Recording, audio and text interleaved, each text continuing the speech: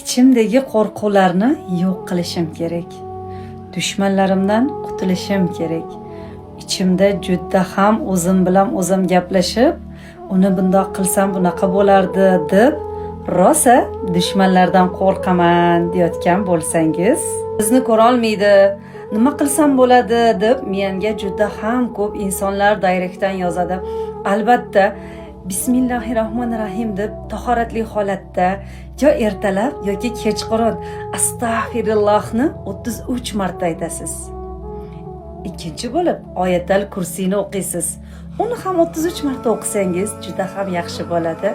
Orqasidan Quraysh surasini o'qiysiz. Uni ham 33 marotabadan o'qing. Orqasidan Allohimning bu go'zal ismlarini har birini 33 marotabadan o'qing. Inshaalloh Allohim tez orada dushmaningizdan sizni qutqaradi. Faqat ixlos bilan o'qing. Avvalo Alloh, biz sabablarini qilamiz. Har birini 33 martadan nega o'qiyman deysizmi? Xohlasangiz ko'p o'qing. Rosta 33 martadan o'qisangiz tezroq ta'sir qiladi deyman-da azizlarim. Hamisha ixlos bilan o'qing. Birinchi chiroyli qilib niyatlaringizni qilib olasiz, orqasidan shu suralarni o'qiysiz, Allohning go'zal ismlarini o'qiysiz. 21 kun davomida albatta davom ettiring.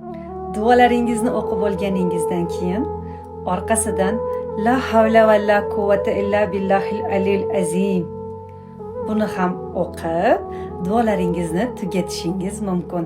Ichingizdagi qo'rquvlardan ham qutulasiz. Inshaalloh Alloh izni bilan dushmanlaringizdan ham qutulasiz. Dushmanlaringiz o'zi bilan o'zi ovora bo'lib qoladi. Ularni Allohga havola etsangiz, inshaalloh ikki dunyoda ham sizga nima qilgan bo'lsa, Allohdan ularga qaytadi. Siz bunga ishoning.